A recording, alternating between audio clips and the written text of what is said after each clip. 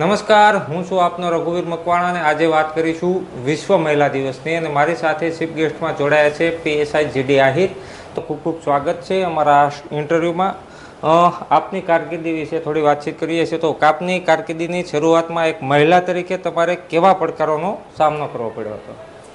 કારકિર્દીની શરૂઆતમાં એક તો અમારી નોકરી જે પોલીસ ખાતાની મેં જોઈન્ટ કરેલી હતી, તો જ્યારે જોઈન્ટ થયા ત્યારે ખબર નહોતી કે આમાં નાઇટ ડ્યુટી આવશે, તપાસના કામે બહાર જવું પડશે, ભૂખ વેઠવી પડશે, તડકો વેઠવો પડશે. તો એ થોડુંક રાજ્ય બહારની તપાસો હતી, કાયદાકીય બધા પ્રશ્નો હતા. એ બધો શરૂઆતમાં પડકારનો સામનો અમારે કરવો પડ્યો હતો. ત્યારબાદ મેડમ વાત કરવામાં આવતું જ્યારે તમને કોઈ પણ પ્રકારની નિષ્ફળતા મળે અથવા તો કોઈ તમે આ નહીં કરી શકો તેમ કહ્યું હોય ત્યારે તમારી જાતને તમે કેવી રીતે જોઈ? ઘણીવાર એવું થાય કે નિષ્ફળતા મળતી હોય તો થોડુંક આપણું માનસિક મનોબળ હલબલતું હોય છે. અને મજબૂત મનોબળ માટે તમારે એક તો શાંત મન રાખવું પડે.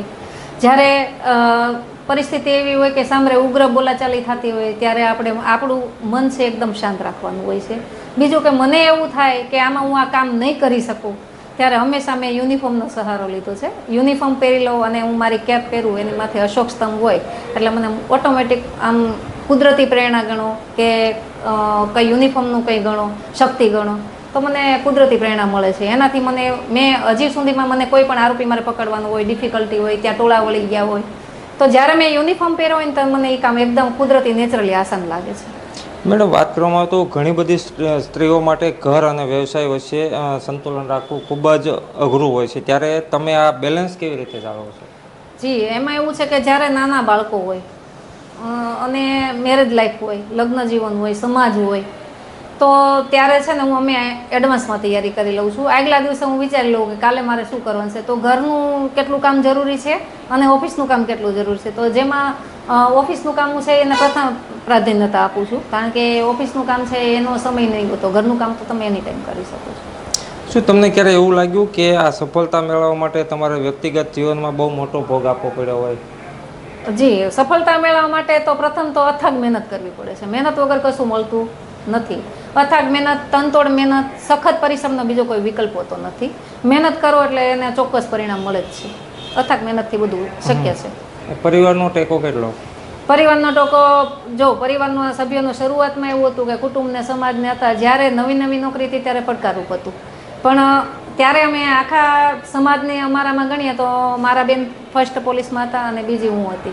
ત્યારે સમાજનો પડકારનો સામનો કરવો પડ્યો. ત્યારે જે સમાજના મોભીઓ હોય કે સમાજના જે XYZ હોય એ વાતો કરતા હતા, આજે એમની દીકરીઓ અને એમને વહુને લઈ અને પોલીસમાં ભરતી થવા જાય છે. એટલું ચેલેન્જ હતું, એટલું આસાન થઈ ગયું. વાત કરવામાં તો તમારા મતે સશક્ત મહિલાની જો વાત કરીએ તો સાચી વ્યાખ્યા શું હોય? સશક્ત મહિલાની વ્યાખ્યા ગણીએ તો સશક્ત કઈ રીતે? આર્થિક, માનસિક ને શારીરિક, આ ત્રણેય એને હોય. જો માનો કે માનસિક ને શારીરિક હોય તો એમને આર્થિકની પણ જરૂર પડે, અને એકલા આર્થિક હોય અને માનો કે બીમાર રહેતા હોય તો એને શારીરિક શક્તિની જરૂર પડે. આર્થિક, માનસિક ને શારીરિક ત્રણેય શક્તિઓ હોય તો એ સશક્ત પોતાની રીતે સરસ રીતે કામ કરે. એક તો પ્રાધાન્યતા આપે તો મજબૂત મનોબળ હોવું જરૂરી છે આ ડિપાર્ટમેન્ટમાં.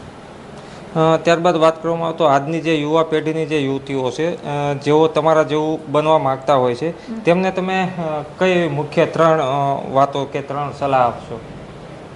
ત્રણેય સલાહ એ આપીશ કે આર્થિક, માનસિક ને શારીરિક મજબૂત હોય, અથાગ પરિશ્રમ હોય, અને એક ઓલું છે ને, મેરું તો ડગે પણ જેના મન નો ડગે. એમ મન મજબૂત હશે તો બધું કરી શકાય છે. જ્યાં ન પહોંચે રવિ ત્યાં પહોંચે કવિ.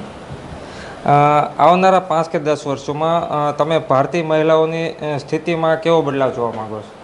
આવનારી 5 કે 10 વર્ષની સ્થિતિમાં ભારતીય મહિલામાં એવો બદલાવ માંગુ હું એવું ઈચ્છું કે કોઈ પણ સ્ત્રીને છે ને અડધી રાત્રે એકલી જઈ શકે, એને સામાજિક બંધન ના નડે, એમને રાજકીય બંધન ન મળે, એમને આર્થિક બંધન ન નડે, અને બિંદાસ રીતે પોતાનું કામ કરી શકે, એટલો બદલાવ જરૂરી છે. આત્મવિશ્વાસ વધારવા માટે મહિલાઓએ કઈ બાબતો પર ધ્યાન રાખવું પડે? આત્મવિશ્વાસ વધારવા માટે એક તો કોઈની દેખાદેખી કે કોઈની વાતોમાં ન આવવું જોઈએ. પોતાને જે કરવું છે એક સંકલ્પ હોવો જોઈએ કે ભાઈ મારે આ જ કરવું છે. એમ પછી કોઈ કેમ કે ના આ ન કરાય, આમાં ન જવાય, આમ ન થાય, તો એક તો એનું મજબૂત મનોબળ ને એનો સંકલ્પ મજબૂત હોવો જોઈએ. સાહેબ, શું આજે પણ સ્ત્રી અને પુરુષ સમાનતા માત્ર કાગળ પર છે? ના, સ્ત્રી અને પુરુષની સમાનતા છે. તમે જોવો છો આજે જ મેં જોયું એક જે ખેડૂતની દીકરી છે ને એ એની માતાને લઈને બાઇક ઉપર જતી હતી. પહેલાં જે આજથી 5 વર્ષ પહેલાં જોયું તો સ્ત્રીઓ પતિની પાછળ પણ નહોતી બેસતી સાસરીમાં. આજે એ સ્ત્રી છે ઘૂંઘટ તાણી અને એની દીકરી વાહે બેસે. પછી મેં બનાસકાંઠા નોકરી કરીને ત્યાં દી હાથમાં એક બેન આવે છે એક્ટિવા લઈને ઘૂંઘટ તાણીને આવે છે. એણે મર્યાદા પણ રાખી છે અને અત્યારે સશક્તિકરણનો સચોટ પુરાવો હોય. દી હાથમાં ડેરીમાં દૂધ જમા કરાવે છે અને એ એક્ટિવા પણ ચલાવે છે. એ સ્ત્રી સશક્તિકરણનો સંપૂર્ણ એનો સચોટ પુરાવો. આજના ડિજિટલ યુગમાં વાત કરવામાં આવે તો જે સોશિયલ મીડિયાનો જે મહિલાઓ માટે કેટલું વરદાન છે કે પછી ડિજિટલ યુગ તમે અત્યારે જોઈ શકો કે ડિજિટલ યુગમાં નાના બાળકોથી માંડી તે મોટે સુધી સ્ત્રીઓ છે. પહેલાં તો સશક્ત કેવી રીતે કહેવાય કે આજે દરેકની પાસે ડિજિટલ યુગમાં મોબાઈલ છે. એ વાસ્તવિકતા છે. તમે કંઈ પણ જગ્યાએ જશો તમને સ્ત્રીઓ પાસે મોબાઈલ જોવા મળશે. સ્ત્રી એજ્યુકેશન અભ્યાસવાળી છે કે અનપઢ છે પણ મોબાઈલ ચલાવતા તમને સારી રીતે આવડતો હોય છે. અને ડિજિટલ યુગ છે એ વરદાન છે એક જોકે, કારણ કે એને કોઈ પણ જગ્યાએ અટવાશે તો એ સર્ચ કરીને પણ શીખી જશે. ડિજિટલનો મતલબ છે નવું નવું શોધવું અને શીખવું. એના માટે વરદાન છે. તમારા જીવનમાં એવી કોઈ પ્રેરણારૂપ બનેલી કોઈ એવી મહિલા કે જે તમે આજે પણ એને યાદ કરશો? મારા જીવનમાં પ્રેરણારૂપ બની હોય મહિલા તો મારા મોટા બેન છે. કારણ કે મારા ફાધર તો પોલીસમાં હતા જ પણ એ પુરુષ તરીકે જોડાયેલા હતા ત્યારે મને એવું થતું કે પોલીસમાં તો કેટલું બધો પડકારરૂપ કામ ના હોય ના તેન. મને જે પોલીસ બનવાની પ્રેરણા બની હોય તો મારા બેન એક કોન્સ્ટેબલ હતા અને એમનું જે જિલ્લાનો બેજ ચમકાવતા અને યુનિફોર્મની ઇસ્ત્રી કરતા ને એનાથી મને ખાખી પ્રત્યે લગાવ થઈ ગયેલો. અને મને અત્યાર સુધીમાં પણ એ યુનિફોર્મ આજ બી એમનો યાદ છે. તમારી જે આ સફળતા છે સફળતામાં સૌથી મોટો વળાંક કયો? સફળતાની સૌથી મોટો વળાંક કહું તો મારો પ્રથમ અમરેલી જિલ્લો છે. અમરેલી જિલ્લામાં એટલા બધા પડકાર આવ્યા હતા, એટલા બધા કામ કરવામાં પડકાર આવ્યા અને એમાં અમે સફળ પણ થયા. એમાં જોઈએ તો રાજકીય પ્રશ્નો હોય, પછી કાયદાકીય પ્રશ્નો હોય અને દારૂ જુગારની બદીઓને ડામમાંના પ્રશ્નો હોય, મર્ડરો હોય, લૂંટ હોય કે કંઈ પણ હોય, કામગીરીમાં અમને વળાંક મળ્યો અને શીખવા. મારો શરૂઆતનો જિલ્લો પીએસઆઈ તરીકેનો અમરેલીનો હતો. અમરેલીથી મને ઘણું બધું શીખવા મળ્યું. ત્યારબાદ એવા તમે અમરેલીથી આપની શરૂઆત થઈ એવા ઘણા બધા અધિકારીઓ સાથે પણ આપણે કામ કર્યું હોય છે. તો એવા કોઈ અધિકારીને આપ યાદ કરવા માંગતા હોય તો? જી, અમરેલીમાં જોઈએ તો પ્રથમ અમારે એસપી સાહેબ તો જગદીશ પટેલ સાહેબ હતા અને એની યાર અમને થોડુંક ટાઈમ કામ કરવા મળ્યું. પછી અમે મારી જોડે નિર્લિપરાય સાહેબ આવ્યા અને નિર્લિપરાય સાહેબે જે અમને કામ અમારી પાસેથી લીધું અને એ કામ અમને કર્યું એ આજે પણ અમે એ જે અનુભવ છે એ અમે વર્ણવી શકતા નથી. એના લીધે અમે જે કામ કર્યું ને એનું આજે પણ અમને પરિણામ મળે છે. બીજું એક કહેવા માંગીશ કે મારા ફાધર જે હેડ કોન્સ્ટેબલ હતા એણે બધા આઉટપોસ્ટ કર્યા હતા વીજપડી, વંડા અને ઢસા.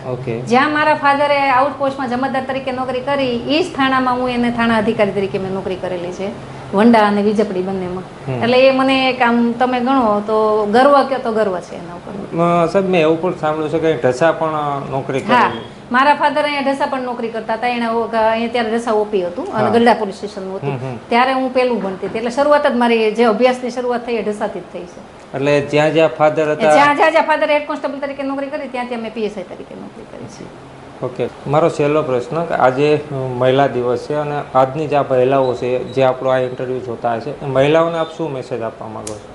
મહિલાઓને એ મેસેજ આપીશ કે મહિલાઓને કોઈ પણ સામાજિક પડકાર હોય કે સામાજિક વાતોચીતો હોય એને ધ્યાનમાં નહીં લેવી અને તમારે જે કરવું છે પહેલાં તો શું છે, દીકરીને કરિયાવરમાં છે ને સોના ચાંદીની વસ્તુની જરૂર નથી, દીકરીને અભ્યાસની જરૂર છે અને દીકરીને આર્થિક રીતે મજબૂત બનશે તો એ કોઈ પણ જીવનના પડકાર છે આસાનથી પોતાની આવડત હશે તો એ ગમે તે કરી શકશે.